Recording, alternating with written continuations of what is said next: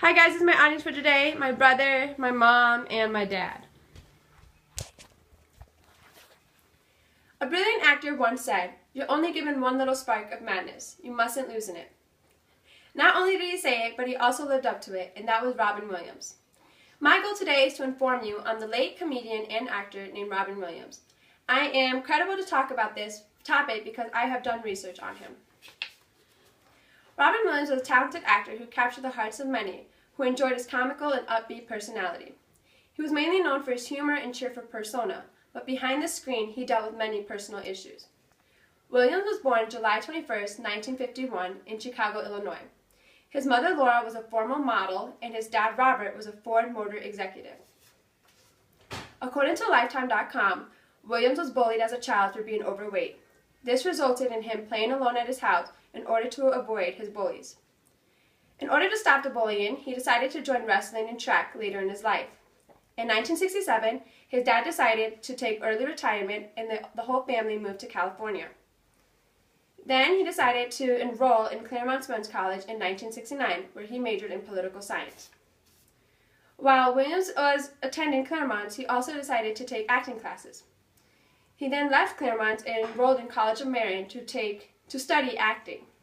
Soon after, he won a full scholarship to Juilliard in New York City. While he was attending Juilliard, he met his roommate and best friend, Christopher Reeves. He also met dancer Valerie Velarde, and they both got married in 1978 and had a son named Zachary. During Williams' spare time, he practiced stand-up comedy. And that's when he decided that comedy, rather than acting, was his best way to go. He instantly left Juilliard to experiment with comedy in Los Angeles, and he developed a successful stand-up act. He quickly landed a spot on his first TV show called The Richard Pryor Show in 1977. But his big break didn't happen until he starred in a popular TV show called Happy Days. He was a big sensation playing an alien named Mork, which resulted in him having a new show created for him called Mork and Mindy. The TV program was an instant hit, and it earned him his first Golden Globe win in 1979.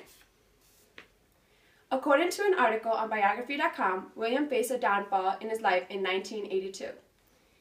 While his career was taking off, he faced many personal challenges.